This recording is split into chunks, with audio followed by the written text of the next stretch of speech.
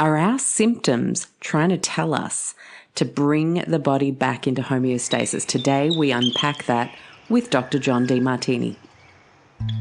If all the birds could fly right now, as high as me somehow, they could see all the things I've been dreaming of. These wings of mine flutter inside, they shimmy and they glide, breaking forth, crack the shell from this clockwork life.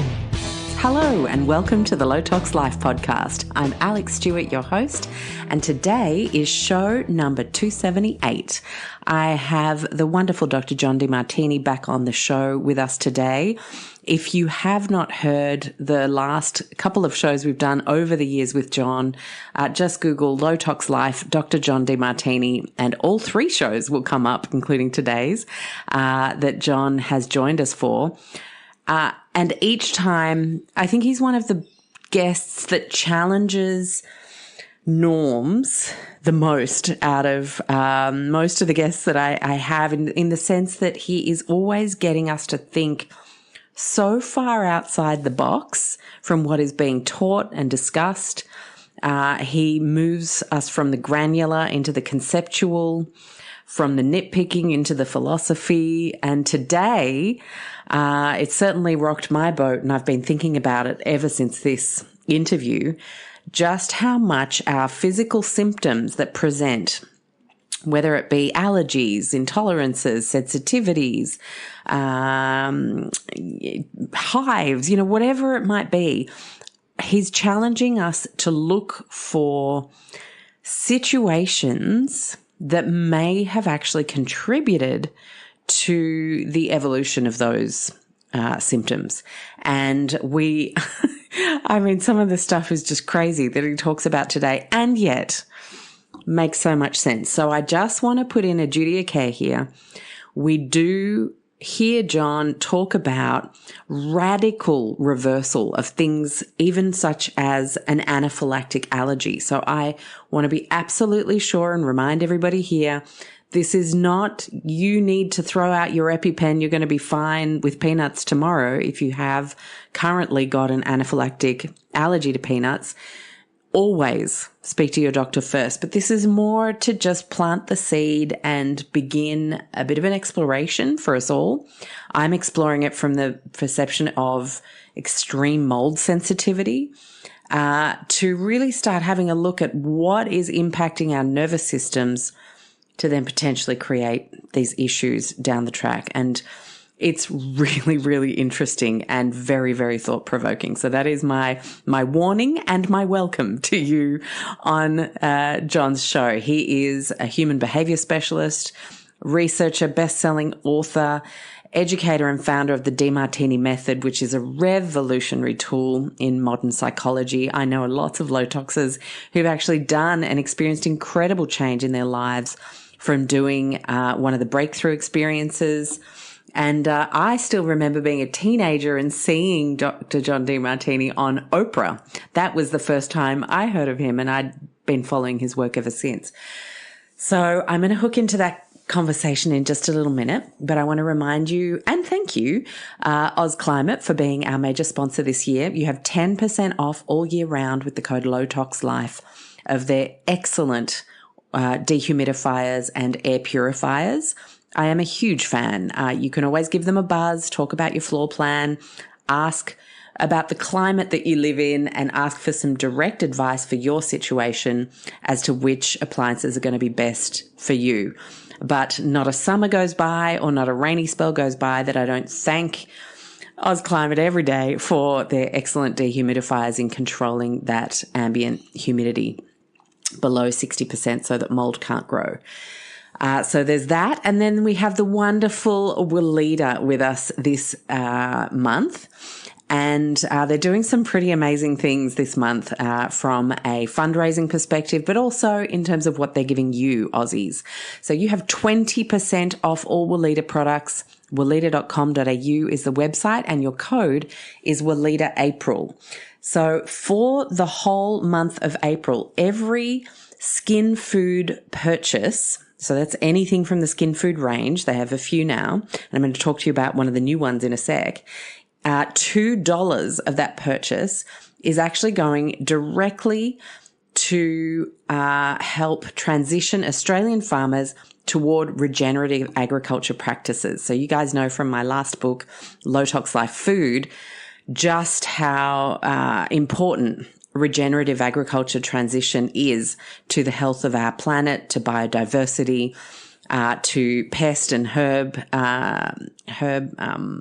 control in a more natural way, not requiring all those agricultural chemicals, but also, of course, to the sequestration of carbon and the improvement of the amount or percentage of carbon organic matter in our soils. Now, Carbon8 is one of my favorite not-for-profits to donate to. On behalf of our Low Tox Club members, we make a donation every single month to the work Carbon8 does. And their mission is to get Australian soil, which is currently on an average of about 1% organic matter, up to 8% organic matter. And the carbon sequestration ramification of that increase is huge in terms of what benefit it will give to not only the landscape, but of course to our overall ability to sequester carbon as a country and as a world. Anyone moving toward regenerative agriculture methods reaps this benefit not only for their own landscape, but for the planet. And we all know that when it's a win for us and a win for the planet, that tends to mean it's actually a real win for long-term change in our beautiful world. So $2 from every skim food product sold in April and May is going towards Carbon8 to help the Aussie farmers transition to regenerative agriculture. I couldn't think of a better cause to give to right now than that, and to get skin food in exchange for that.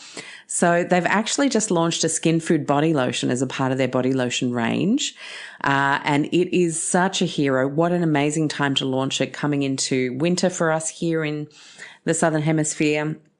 And so if you've loved the richness and the treatment aspect of skin food, that original thick skin food that's so good on the cracked heels, elbows, even as a flight cream or a weather protective barrier for the face. If you're a farmer and you're working in really windy, harsh winter winds, it can just be the most amazing savior of a product. So now there's that beautiful light textured version of it, still with all of the nourishing benefits of the original skin food, but in body lotion format. So you might want to check that one out as well. And a little nod to the fact that it's made from 97% recycled plastic, which is fantastic. And so for those of you who are a vegan in the audience who think, oh no, but skin food isn't vegan and that's important to you, the lotion, the body lotion, is a vegan formulation. So it's great for everybody. Lots of beautiful plant extracts, rich oils, very nourishing, excellent if you have dry skin. So a reminder, 20% off all Weleda products from April to 7th of May, excludes gift vouchers and things that are already on special. And your code is Weleda April. Now, let's start this incredible conversation with Dr. John Demartini. Enjoy, guys. Hello, John. How are you? I'm doing great. I'm so excited to have you. Yeah, I'm excited to have you back. I urge everybody who has not listened to the first two shows I've done with John to definitely go back in time. They are absolutely brilliant. And I've put the links to those in the show notes. But today, where I wanted to take the conversation was to really focus on what a wellness mindset is. What is going on with wellness and how can we cultivate a mindset that comes from within instead of always searching out there for wellness? Okay. We've got a couple of days to answer this one. Yeah, we're going to be spending the whole day together. Let's do it. All right, good. I'm going to call wellness wholeness first. Wellness or health, sometimes used, comes from the word wheel, W-E-A-L, which also wealth comes from. They both come from the same source. And so I'm going to define wellness as wholeness, and here's how I'm going to describe it from a mental perspective, because you asked me about mental attitude. If we are walking through life and we meet somebody that we have some sort of a admiration for, maybe even an infatuation with, we are conscious of the upsides and partly unconscious of some of the downsides. Of course, as we get to know them, we'll eventually surface those and become aware of those. But we're temporarily blind and ignorant of the downsides and unconscious of the downsides. We have missing information. Claude Shannon, in his information theory, said that disorder means missing information. So we don't see the order, we see one side of this individual. If we also walk down the street and we meet somebody that we're resentful to, that we just go, oh, disgusted by, we're conscious of the downsides, unconscious of the upsides. And now we're ignoring and blind and unconscious and missing information on the downsides, probably on the upsides. We're concentrating on the downsides. Both of these initiate, because of the stacked associations we have in our subconscious mind with past experiences, impulse towards or an instinct away from this person, this individual. And we activate the parasympathetic nervous system or the sympathetic nervous system, rest or digest, fight or flight, as a response. And we lateralize our autonomic nervous system. We polarize it. And we have now one dominating over the other instead of a poised present state. The autonomic nervous system uses acetylcholine and norepinephrine and other transmitters indirectly to initiate epigenetic alterations at the cell wall as signal molecules, to create a cascading set of enzymes that lead to transferring molecules and what they call acetylation or methylation, which causes gene expression to be modified, which then creates proteins to be presented and packaged differently according to the perceptions. Now, these perceptions are incomplete. So the cell then responds to this misperception with an incomplete awareness, which we call disorder. It then gives rise to what we call symptoms or signs, depending if you're a doctor looking. These signs and symptoms are actually, if properly interpreted, feedback mechanisms to our authentic conscious awareness to help us see the side we ignored. The sympathetic nervous system oxidizes the body, and so it methylates with epigenetics to neutralize oxidation. The parasympathetic acetylates, which is, well, it reduces, and it uses acetylation, which is an oxidizer, to counterbalance the physiology, to try to bring homeostasis. Part of the epigenetic expression in the creation of symptoms are actually homeostatic in nature. So our physiology is creating symptoms to try to make our conscious awareness whole if we're knowing how to interpret it. But because most people are not living in a highly objective world rationally, and the market markets to the irrational by feeding them opium, trying to get rid of the things that are pain and trying to get pleasure like an animal, we are now under the assumption that health is symptom-free. But in fact, wellness does not mean symptom-free. Let me give you an example. I'm building this thing. Let's say you go and you have a distressful situation that you've labeled, and you have got an imbalanced perspective, and you're infatuated with somebody or resentful to somebody, and you fear the loss of the infatuated, or you fear the gain of the person you resent, and you've got a phobia, and that distress response and those subjective biases and missing information creates these epigenetic alterations and changes the neurotransmitter ratios and neuromodulators and neurohormones and hormone ratios. And those hormones happen to be ghrelin or leptin. So some people, when those hormones are thrown off, they'll overeat for distress or undereat during distress. You get two types. And that's because of the subjective biases that initiate those changes. And all these transmitters have what they call interoceptive feedback systems to try to normalize them back into balance. We have amazing feedback systems in the wisdom of the body, as Walter Cannon said. And if we balance our perception, they come into homeostasis. If we balance our perception, we have wholeness in our awareness. We're not ignoring parts and not having missing information. Therefore, we don't have disorder, we have order. We're in a state of ordination. If we're infatuated, we're in a place of subordination. We put them on a pedestal. If we're in resentment, we come from a superordination. We put ourselves on the pit and put them in the pit. Put ourselves on a pedestal, put them in the pit. But if we come into ordination, we have reflective awareness and we see them as equals to us. We don't have missing information. We see reflective awareness. When we have wellness and reflective awareness, our physiology doesn't have to create symptoms to guide us back into homeostasis. The symptoms are feedback mechanisms. So if all of a sudden you pig out because of the distress, and you wake up the next morning with bloat and cramps and gas and puffy eyes and stomach ache, etc., and you go to the medical profession, allopathic, and you tell them, well, I'm having these symptoms. Oh, here, take an antacid, take an antiflatulent, take an antihistamine, take an this, take a that. And they assume that those symptoms are illness.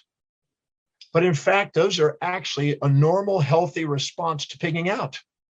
Those are your normal responses and physiological responses for actually wellness, offering you feedback to let you know you overate and your perceptions are not balanced. So I'm a firm believer that wellness is wholeness of awareness. And a mind that's balanced and is fully aware, fully conscious, mindful, if you want to call it that, objective, equanimitous, reduce the symptoms. I've been for, as you know, almost 40-something years involved in health field. And I'm certain, as Pythagoras had said, and as Galen had said, and all the great healers through the ages have said, that a balanced physiology is a byproduct also of a balanced mind. You can't have an imbalanced mind and expect a balanced physiology. It's not going to happen. So asking quality questions that make you fully conscious, which is what your intuition is attempting to do, to make you conscious of the unconscious, to make you fully conscious,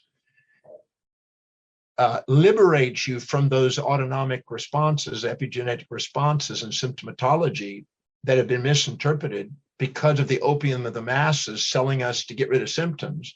We haven't been trained. We haven't been trained on applied physiology.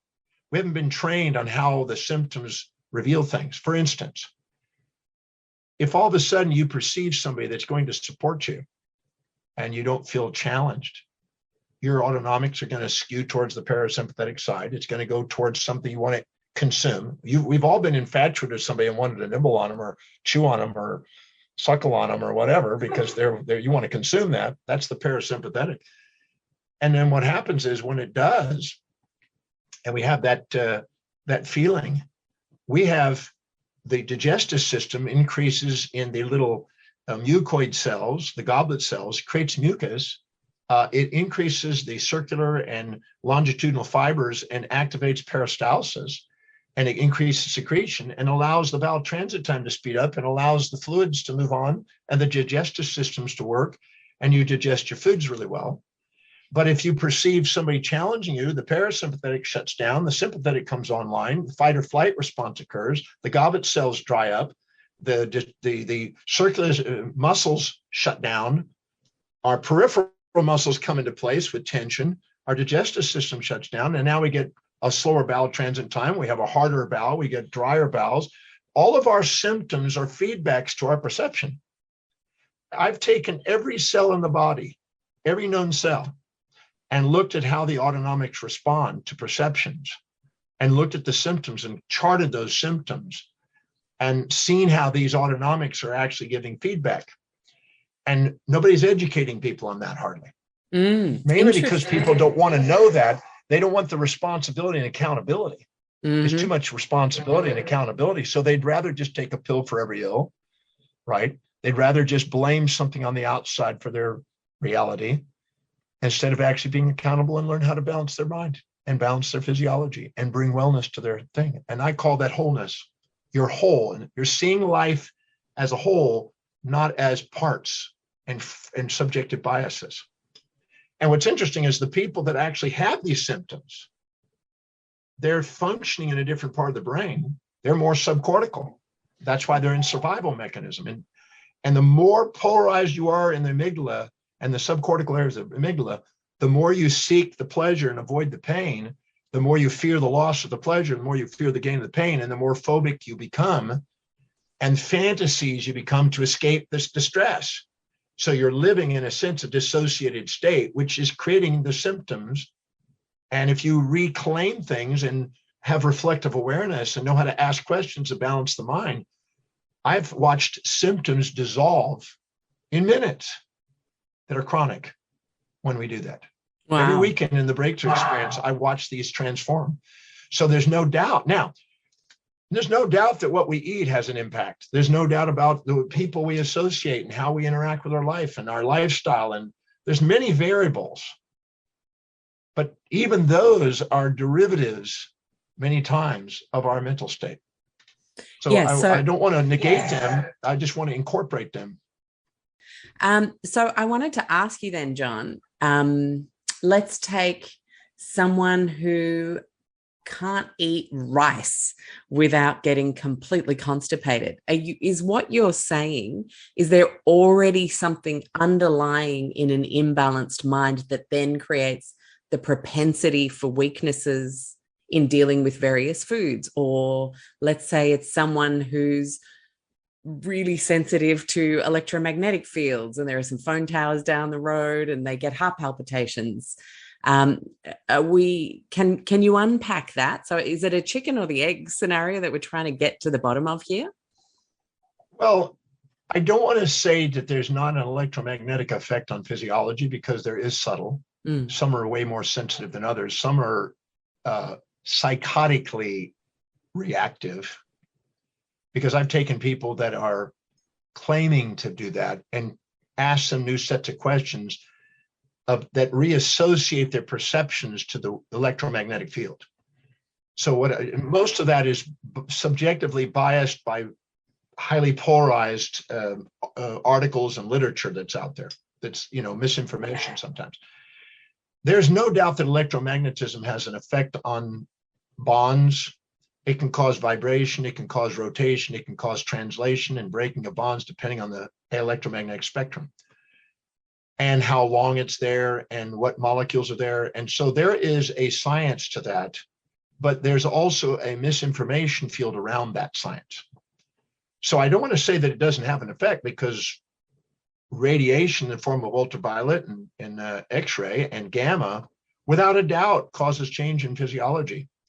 And maybe chronic long-term radio signals and microwaves can in some people. But when we actually look at those, the electromagnetic spectrum, we're used to a visible spectrum. And the long wave radio is longer wavelengths and has less power and energy and influence than visible. And if we live in visible and we're blaming the long wave radio, it's a little irrational. The high frequency shortwave things, we know that it alters vibration, translation, rotation of molecules, and it can cause mutations. It can cause activation of cell proliferations, and there's many things it can do.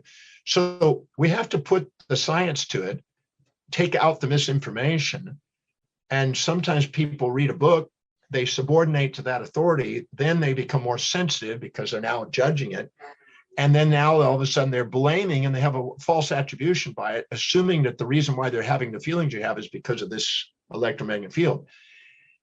In some cases, it may be, but it's harder to document that. Sometimes it's the mind component there. So what I do is I take those individuals and I go, so what is the upside and the benefit of the electromagnetic field around them? And they go, if they can't say a benefit, they have a subjectively biased view. If they can see only the drawbacks and not the benefits equal to the drawbacks, they have a subjective bias and they're going to have a sympathetic response. And it's the sympathetic response, not the electromagnetic field, that's now causing their reaction. Yeah. That's why they're sensitive, because they have a perception there's an electromagnetic field there. I've been told that's bad. There are people that didn't even know there was any symptoms about that until that became aware and nobody paid attention to it. Mm-hmm. So there's that component that we have to filter out. But I can go in there and stack up the associations and change the ratios of perception around electromagnetic fields and find out the benefit side of it, balance it out, and I can watch their symptoms disappear. Just gone. I've seen people that are sensitive to food. I've seen peanut allergies, cashew allergies, nut allergies of all types, all different types of food allergies, cat dander allergies, you name it. And I am absolutely certain that many of those are not because of the proteins that are initiating these antibody reactions, because I can change the association they've made. Let me give you an example. We had a lady that was in Toronto, attended a program I was doing there. And she had anaphylactic shock, was hospitalized 9 times if she gets around the slightest bit of wheat. Okay. And this is now from age 1 to age 37. So 36 years of anaphylactic shock, 9 hospitalizations, sometimes minor reactions, sometimes major. So we took back and we found out the very first time she had any reaction to it, we found out that she was being fed wheat mush in a high chair, and her father and mother went into a ballistic fighting match, and she thought she was going to lose her mommy and daddy, right? They were screaming and yelling, and she associated eating wheat mush with that experience. And that association, the only way to diffuse the family conflict and stop them from fighting is to have a reaction. And it became an effective reaction because every time she did it, they'd stop their conflict. So she now has associated wheat with reaction. So whenever she got into conflict, she became more sensitive to the wheat and she'd have anaphylactic shock. If she wasn't in conflict, she could get around the wheat, wouldn't have as much of a reaction, but she'd have a reaction. So we went in there, went back into those experiences, neutralized those associations and perceptions. And she spent about an hour a day for 6 days, neutralizing every anaphylactic shock she had, finding out the benefits, finding out the upsides, balancing out whatever she was perceiving with the opposite perception. And on the 7th day, she went over there and did not have a fear now, because she's neutralized it, and took her finger, licked it, and touched a tiny crumb of wheat that would normally cause a reaction. No reaction. She waited about a minute or so, no reaction. Touched a bigger crumb of wheat, and eventually took a big bite of the wheat, didn't have a reaction. And that was about 26 years ago. Never had another wheat reaction since. So many of these reactions are associations that have been accumulated that people aren't aware of. And so if they have a rice reaction, I can't say and guarantee that rice automatically causes constipation. White rice may not help because there's no fiber in it. But whole grain rice has fiber in it, does stimulate usually some peristaltic action. But white rice may, but that's not the cause of it, unless that's the only thing they're eating possibly. So, but they may have an association. They ate rice, may have felt that they were, constipated, and they have associated with that. And now if I do, I can't eat that. I have people that go, I've had hundreds of people that said, I can't eat wheat. I grow and just swell, and I have bloat, or I have, intolerance to wheat and gluten thing. I hear all those things all the time. I've neutralized hundreds of people that had gluten intolerances, hundreds. Wow. These associations that people have, are not, we tend to want to blame some external source instead of be accountable for our own associations we make with things. Now, you're going to have people that are going to listen to this, well, I have it, and you're wrong, and I swear that. I get that every week. And I said, okay, come here and let me actually do an actual session with you and see if that's true. And then I go and neutralize it. I have people with irritable bowel syndromes and, glucose, even glucose intolerance is supposed to be a lack of enzyme. I've seen people not have that reaction. We have way more associations with food than we realize. We also have people that automatically, if they get around, I had a lady that the only time she felt love and affection was when her dad had her sitting on her lap and feeding her. So she would eat to feel daddy's affection. That was her association. And then we found out that she married a guy that had a fantasy about little butts and small. He had an infatuation with, little girl bodies almost.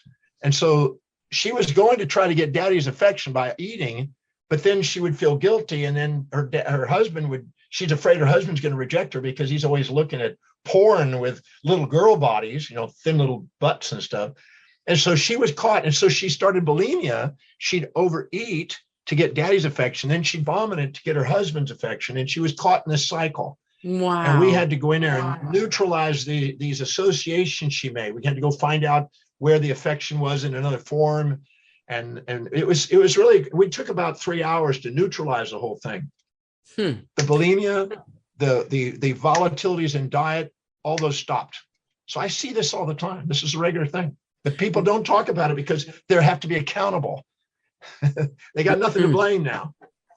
Wow. I'm wondering if I should just guinea pig myself in this moment around gluten intolerance, which I've had it for yonks, a really long time. Yeah.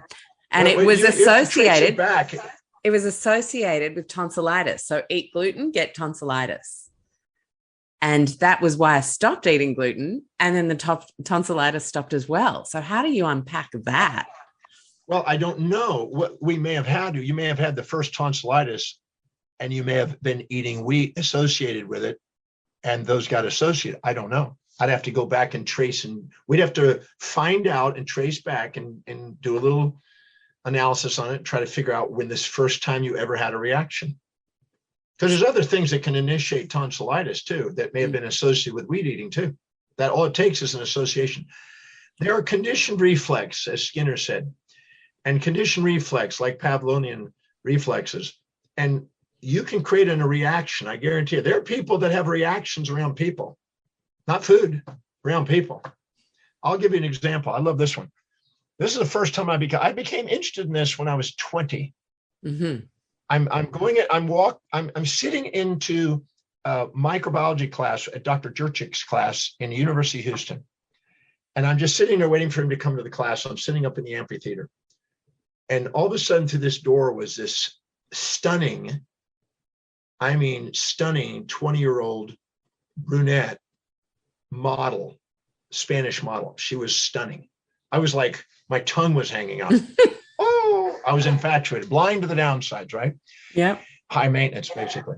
So she came up and I smelled her perfume and she sat right in front of me and I had a conversation with her and we started walking out together and I started dating her. Now, her father was a colonel in the Army. Her mother was a relatively disempowered woman who didn't have a lot of education, came from Mexico, didn't have any business, didn't have an income, was socially isolated at home with the kids, a lot of disempowered areas, with an assertive husband to balance it, right? These pairs of opposites marry.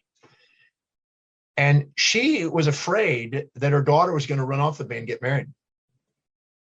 And the more aggressive the father was, the more the kids supported her to protect her, particularly this girl. Now, she had another daughter and another daughter, and the same thing occurred. And what I noticed that when I would go over to her, to their house, I would eat some yogurt. But if I ate yogurt at their house, I got a bumpy mouth. All these bumps broke out on my mouth. I'm going, what the hell? I don't ever get a reaction to yogurt. I eat yogurt almost every single day at the dorm. I never get a reaction to it. But every time I was at her house, I would get a reaction. And I thought, that's weird. So I decided to bring my yogurt from the University of Houston and not eat it till I got to the house, and I still had a reaction. So if I ate there, I thought maybe it's the store they're getting it from that's causing a reaction. Maybe it's going bad or something. I was trying to figure out why is this occurring. It's just plain yogurt. It wasn't a reaction from fruit or anything else. And then I realized it was the mother was rejecting me because if I drew away her daughter, she had no protection. So she was giving me this kind of evil eye. I don't want you to be with my daughter. And he was telling me that here's my future son-in-law. So he was infatuated with me. She was resenting me and protecting herself. And I could feel this tension. And I was kind of like walking on eggshells around her mom. And my persona was reacting and associating that with the yogurt. I brought that same yogurt that I bought there back to the dorm, no reaction. But anytime I was around her, I would have a reaction to the yogurt because I associated a particular yogurt with her. Now, when we broke up, I've never had a reaction to yogurt ever again. But that's what can happen with associations. We can make incredible associations with anything. We can make food associations. We can make pollen associations.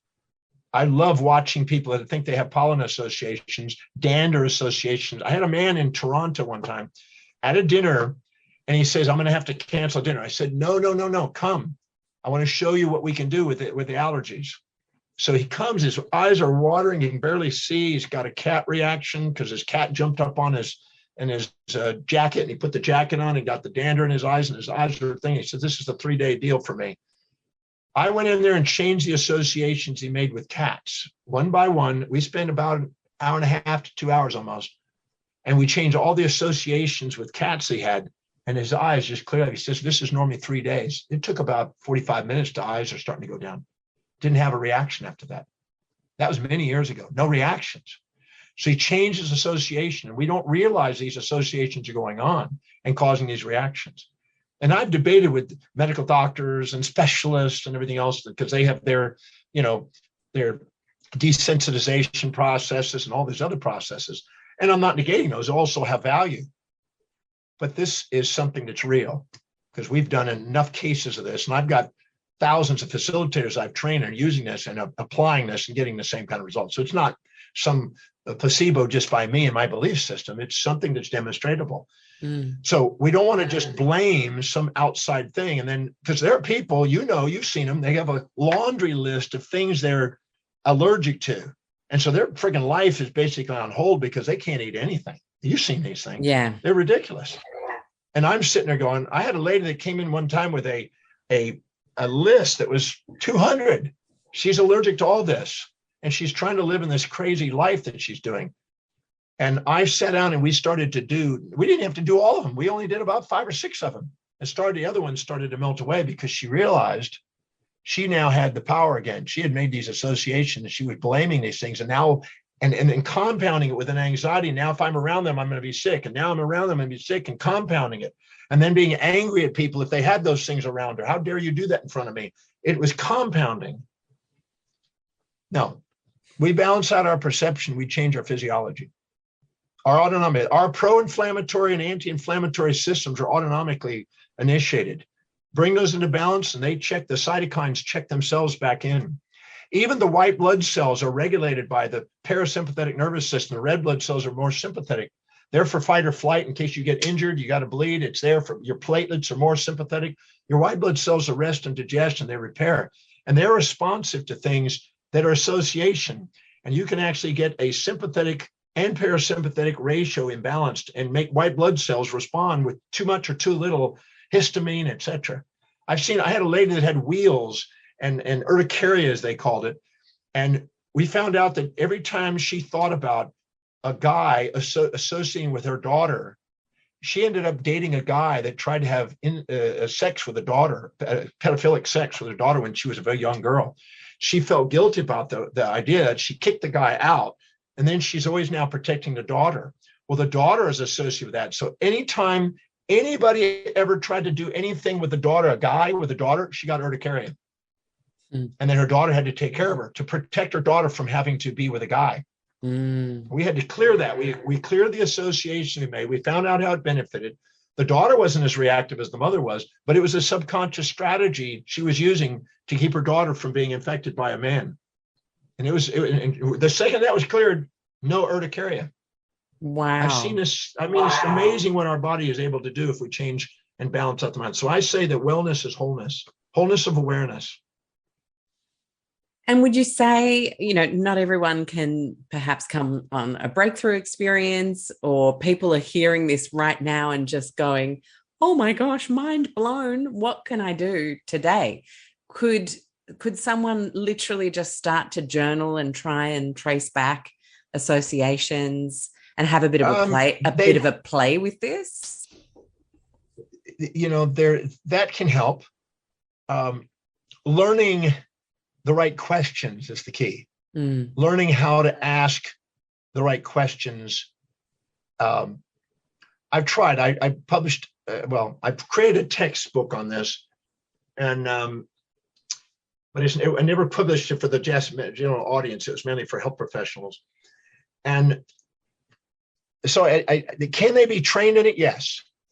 Will they be able to just do it and try to figure it out? Probably not. I don't want to say they can't, but probably not. But if they go in there and stop and see if they can first find the pattern and look at the associations they've made, and then if they do nothing but ask, where's the opposite?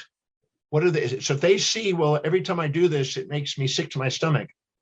What is the benefit? They won't be able to see it at first. They'll go, well, there is no benefit. There is. Go find it. And once you stack up the associations and start finding the other side of the equation, the response, I guarantee it changes. So, but they have to be accountable. And usually that at first, until they've done one, when they've done one and they know the result, they can do it. But they may have to be guided a bit on the first time and know how to ask the right questions. I wish I could just tell you that's a simple process. It's a lot of years of me to figure that out myself. But can it be done? Yes. Will people endure the questions and stay with it till the result? Possibly, but probably no, because they don't want to do the work and be accountable, and they may not believe it, so they may not stay and endure it. But if a person will go in, balance out their perceptions associated with different foods, I guarantee you the change in their response to those foods will change. Incredible. I've seen people have difficulty absorbing things and their body's rejecting it. Wow. It's amazing. There's a thing called chimerism. They found out that when a mother is having a baby during gestation, 9 months, there are times when mother's cells come over into the baby, and other times the baby cells come over to the mother. And they cross in the bloodstream, and they become indoctrinated or incorporated into the tissues. So a baby can have a mother's tissue inside cells, and so can the mother have that. And so while they're in the infatuation and nurturing phase, that works fine. In fact, if you really subordinate to your child, you'll sacrifice your cells and whatever's needed for the child. And if the baby is infatuated with you and subordinated to you, it'll sacrifice for the mother. We'll sacrifice for anything we put on a pedestal, and we'll sacrifice others for ourselves for things we put in the pit.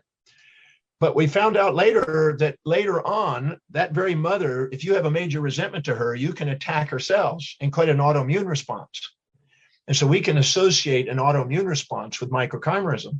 And these are because of association. We don't have that response until we all of a sudden have a major conflict and a major resentment to our parent. And then all of a sudden we start getting an autoimmune response to those cells that are left over from the mother. And the same thing that we do on our own cells, we can actually do to food content and other associations in our mind. Not even just food. It could be, there are people sensitive to their environment, the smell of the carpet, or these subtle things that are you can't avoid.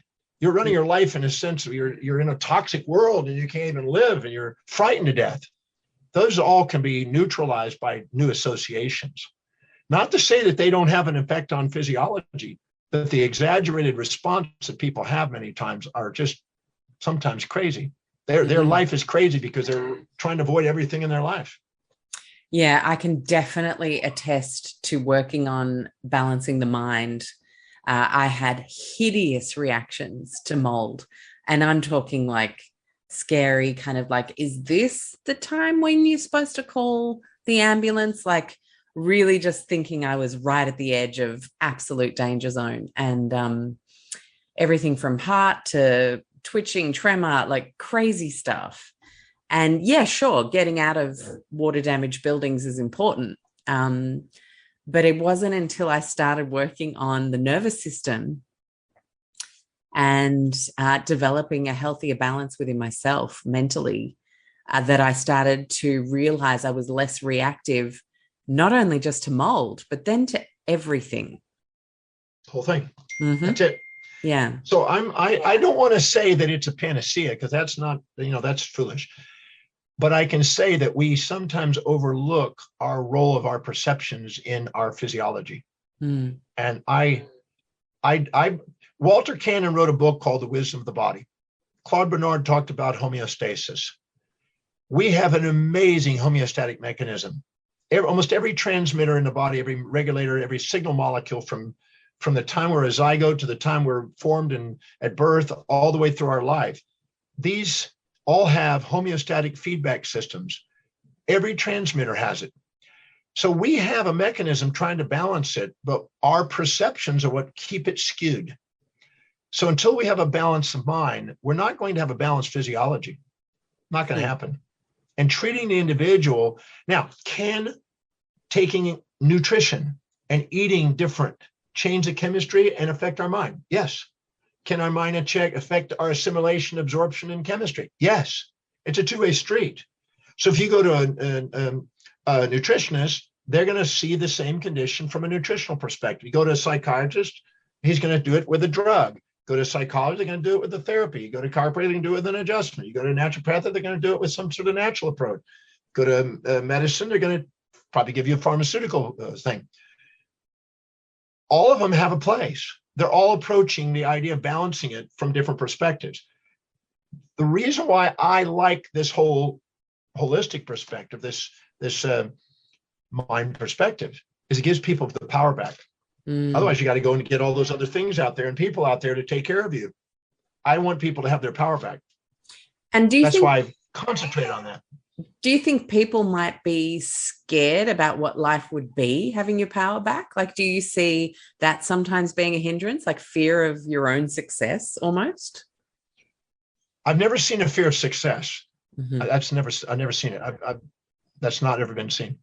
I have people that label that, but when we break it down and we find out that there's not a fear of success, there's a fear of if you become very business intense, you will now get hell at home, or you'll not have time for your kids, or you will be perceived as greedy, or there's other things that underlie that. Never seen fear of success. Mm-hmm. I fear of those, the fear of not being smart enough, the fear of failing at business, the fear of loss of money or not making money, the fear of losing loved ones or respect to loved ones, the fear of social rejection, the fear of not having the health and the vitality if I work so hard, the fear of not being morally right. These are things that I find underlie what some people have labeled the fear of success. I usually find those are things in there. But I've never seen a fear of achieving what you want in life. I don't find that. It's the fear of what will I had a guy recently that says, if I go out and make wealth, my father will think I'm greedy and dirty and corrupt. So I can't make more than he ever made. I mean, that was in his head. Wow. Now that's what he called anytime you infatuate with somebody and you put them on a pedestal, you're going to inject some of their belief systems and value systems, and you can trap yourself because you've got an infatuation with them and you're going to minimize yourself to them and brain offload decisions. And so their decisions come through your mind. And now you think, oh, I can't do it. Some people call it limited beliefs or self-sabotage, but they're nothing more than an imbalanced perspective of you relative to them. You balance the equation, you don't give them power. And there's a science on how to balance the equation. That's the Demartini method. You just balance it out. And when all of a sudden you do, that no longer happens. Anytime you hear yourself saying, I should, I ought to, I supposed to, I got to, I have to, I must, I need to, you've got an injected value by an outer authority. And I assure you that's going to create symptoms in your life. Not just your health life, but in other areas of your life. Yeah. And we've spoken a bit about that in the past around your highest value and, what I've ended up using as my big learning from our last chat was to just look at my diary every Sunday night and check in and go, actually, why the heck did I say yes to that? That has absolutely nothing to do with what I'm working on right now. Or that person is, it creates a negative energy in my life. And it's just such a powerful way to keep you in balance, literally. Well, if you're not asking yourself this question, a great question, because anytime you live by higher value, your self-worth goes up, your achievements go up, your congruency and integrity goes up, your space and time horizons expand, your resilience, adaptability, and objectivity go up. The benefits of living in your executive center and governing the amygdala is profound. I mean, it's going to impact all areas of your life in a way that's going to be expansive. But the second you look down on somebody and judge them and put yourself up in a pride state, which is not authentic, or put them in a pedestal and minimize yourself into a shame state, which is inauthentic, you're on your way to creating symptoms. You're going to create symptoms. And those symptoms are trying to give you feedback to let you know how to balance that. Yeah, wow. So I'm thinking straight to children's sports competition when you said put yourself in a pride state, you're out of balance. What was the opposite that you just said? Pride or shame. Shame. A superiority complex, inferiority complex, false self-esteem up or false self-esteem down. There's all different names that different psychiatrists and psychologists have labeled it. But it's just an exaggeration. Aristotle called it an exaggeration, an excess or deficiency or an exaggeration or minimization of yourself. And that's a guarantee they're going to create symptoms. So are we basically laying the groundwork for our kids to grow up with symptoms by injecting this pride in them from the get-go and shame around losing? Yes. Yes. Wow. Yes. So what's interesting? You finish, and then I was going to ask for you to guide us through a more helpful dialogue as we raise kids. You know what's funny? Pride is based on a motor action on the person who's pride about something they did in the past or in their memory that helped bring more benefits and drawbacks, more positives and negatives, more pleasures and pains to somebody. So when a parent says, "I'm proud of you, child," believe it or not, they're not even aware that what that really means is, I'm taking credit for what you're doing right now. That's an interesting thing to stop and reflect on. If they're proud, it's because they think that what they did with that child is now paying off, and they're now actually proud of their actions impacting their child. When they admire their child, it's the child they're actually looking at. But when they're proud of the child, it's themselves they're actually projecting. And I don't think people even realize what the definition of pride and shame really mean. Because a shame is an assumption that you cause more pain and pleasure to somebody in the past. And pride is something you cause more pleasure than pain in the past. It's a causal illusion. So when you actually admire or infatuate with the child for them doing something, you go, I really admire your discipline and your skill at doing this. That's a different statement than I'm proud of you. Yeah, nice. Totally different statement. People don't make those distinctions, and they're actually just projecting. That's why the second you get proud of your child, you just give them a short period of time and you'll be ashamed of them too. They're going to do both. They're going to do something. If you actually give them a bunch of acknowledgement, they're going to end up being proud, cocky, and then they're going to end up doing something that challenges values until you slam them again. Nature has a way of giving both a pat on the butt and a pat on the shoulder. And by the way, there's way more patting on our butts. It must be designed to take more spankings. Yeah, wow. I'm joking about it. No, I know. And so then, like my son won a really tough tennis match against a kid 3 years older than him, the rocket serve, bigger muscles. 12 to 15 is a big gap in terms of development. I said at the end, it was so inspiring to see you keep finding your chances in that match. I didn't say I'm proud of you. Am I on track there? Is it better to find that language that helps them demonstrate their positive and resilient behavior? Like, can you give us a bit of a here's the deal. Yeah. Imagine, now I've gotten to work with quite a few gold medalists in various types of sports. And one thing I've observed about gold medalists, most of them, or superstars in various sports, is that they appreciate authorized criticism.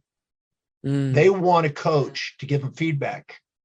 See, the person who's in their amygdala wants to avoid pain and seek pleasure, avoid predators, seek praise, avoid criticism, seek praise. And those individuals don't go as far. The people that are addicted to praise are frightened of criticism, and they mobilize themselves and they get addicted to one side and they're frightened of the other side.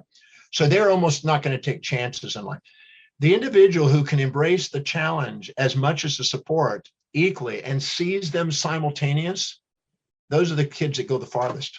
So if all of a sudden you go there and you say to the child, the amazing how you served and synchronized and navigated through there, but I also noticed that you were not putting your wholehearted thrust in one of those things, and give them praise and reprimand, they take that and they'll feedback that in and use that. Yeah. If you give them nothing but praise, you actually give them pride, and that's almost guaranteed to make them fall. So I always say praise plus reprimand builds respect. Think about a marriage. Are you married right now? I don't know the status. Yeah. Okay, you've been married for a while. So the longer you've been married, the more you come to the realization that the purpose of the spouse is not happiness. The purpose of the spouse is to get you authentic. So if you are cocky, they're going to bring you down. If you're humble, they're going to lift you up. They're going to give you praise and reprimand along the journey. And at first, you're going to want more praise and reprimand when you're maybe in your infatuation phase. But the reality is you're going to get both. When you can handle both, you're ready for a true mature love. And when you can handle both, you're ready for true objective feedback. Otherwise, they're not really getting quality feedback. So I think that the children deserve both sides. Yeah. They deserve both sides. I definitely said I think that's what a caring, loving individual do. Will give them feedback that's both sides. And we got to realize this too. This is the biggest challenge that parents have to face. Their own wounds initiate projections onto their children.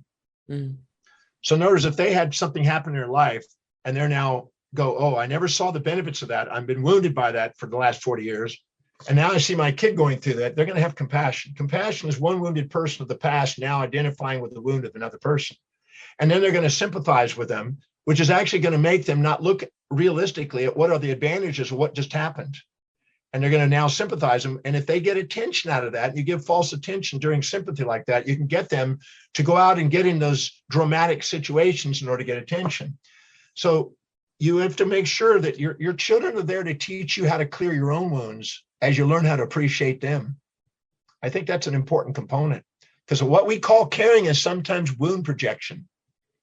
We have to be careful about our own wounds, our own fears. I remember my daughter, we went at New Year's, on the day before New Year's, I think, we went to a place where my son was born in California. My ship came into San Diego, and my kids flew out to meet with me. And we went down to where my son was born. And right next to that was a house that had a big wall that's 20 foot, and then a patio down below, because the angle at Cardiff in California was at an angle. So my daughter, when she was like 6, 7 years old, used to run on a 6 inch wide wall. That on one side there's ground, on the other side is a 20-foot drop. And I used to watch her run on there, and she was confident, and she loved the thrill of running on that wall. Now, my wife at the time was absolutely devastated seeing it. And she wanted to run to the thing, and no, you can't, it can't stop. Don't do that. That's scary, because she fell off a wall. And so she was projecting her fears onto it. And if she would have actually done that while she's running on the wall, that would have distracted her and she could have fallen and her fear came near. So I said, stop. Don't project your fear on her. Let's have a discussion with her after she comes back. Because if she doesn't even know she's been doing this 100 times, you didn't even know it. You're just now seeing it. And she's fine. And if she falls, she's going to survive. But the reality is, if you try to project your fear onto her, you're going to increase the probability of those things coming true because your own fear to teach you the lesson of that. Now, it's wise to educate on the repercussions of your action. So teaching her about, you're aware if you fall, your bones will break. You're going to have this. You're ready for that. This could happen. Educating them on the pros and cons is smart, but not projecting your fears onto them without also giving them the opportunity to be able to say, well, there's also exhilaration. I surfed 40-foot waves when I was a teenager, 15-year-old, 16-year-old, 40-foot waves. You can die in those things. I didn't have parents telling me what to do. I survived. So you could sit there and go, well, you would never, half the stuff that people do wouldn't be done if people projected their fears on you. You wouldn't get anything accomplished. Going to Mars with Elon Musk, there's lots of fears about that. Blowing up, billions of dollars worth of explosions. I mean, all kinds of things. But that doesn't stop him. So you have to be careful about projecting of our own wounds on the past, because sometimes our wounds are being projected onto others, and we're trying to prevent people from our own wounds. Many parents project their own wounds onto their kids and try to protect them from things that frighten themselves. And don't define caring as projecting your own wounds, because sometimes those own wounds are not, they're exaggerations of the pain of something instead of seeing both sides. And by the way, if you've ever tried to get your kids to learn something without them having to go through their own learning process, you'll find that's also very frustrating, because they're sometimes not going to learn it until they're ready to learn it. But you can educate people on both sides, but don't project a polarized, biased wound onto somebody. I had a gentleman who was trying to take his son and try to make sure his son lived up to the next level in a particular sport, because he never quite reached that pinnacle. And so he was basically living vicariously through his son and forcing his son to do something his son didn't really want to do, but he didn't want to get rejection from the dad, didn't want to be punished by the dad, didn't want to not please the dad, but was just not inspired and was being pretty well aggressively challenged by the father, because it wasn't high on the boy's values. It was the father's values. And so just like we can have a wound and we're trying to protect him, we can also have a wound that goes the other way. We're trying to encourage him to do something we think has got more pleasure than pain to, just like we can try to prevent them from doing something because we think there's more pain and pleasure to. And these subjective biases can be projected onto kids, and we, again, call it caring, and it's not always caring, it's just a wound. So I think parents are wise to self-reflect, self-introspect, and look at what is really driving their emotional reactions to their children. Because some children have whatever is highest on the child's values where they're going to excel. And that is almost guaranteed not to be exactly the same as what the parents fantasize about. And so, I always say the purpose of children is to express repression to the family.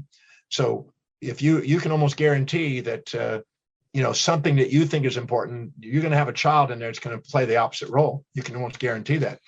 So you don't want to project your expectations. Anytime you expect somebody else to live in your values, you have futility. Anytime you expect yourself to live in somebody else's values, you got futility. Anytime you learn how to communicate what you value objectively in terms of what other people value, you have utility. That's an art. Wow. Fantastic. Well, I think we threw out the questions that we were supposed to be going through today once again, and just got pure gold, John. I want to thank you for your time. That for me was an hour of that I think will instigate self-reflection for many, many people. It's definitely got me thinking about a ton of things I want to reflect on and analyze and dive down my own rabbit hole of me as to how we all get to where we are, how, we see our kids then, if we're parents, growing up and how we can support them best and be curious about their highest values instead of projecting our own.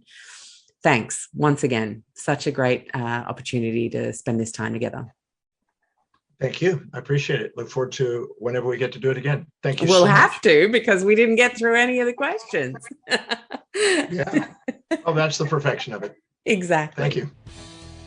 Well, there you have it. Thank you so much for tuning in today. I hope you enjoyed today's interview. And I want to remind you that you can come join me on social on Instagram at LowToxLife, or one word, or my personal Instagram at _Alex with 2 X's, Stuart, STUART. On Facebook, you can find us at LowToxLife. And of course, lowtoxlife.com. And if you want additional support and community around leading a low tox life, I can't recommend a better thing to do than to come join us at the Low Tox Club for just $49 Australian per year, which is about $29.30 US, about 27 euro, and about 25 pounds. You get a stack of club member perks and the benefit of a beautiful private Facebook community. So check out the website, lowtoxlife.com, hit the Explore tab, and you'll see join the Low Tox Club as your very first option there. I hope to see you in there. If not, I will see you in our wider community sometime soon. Thanks again for tuning in.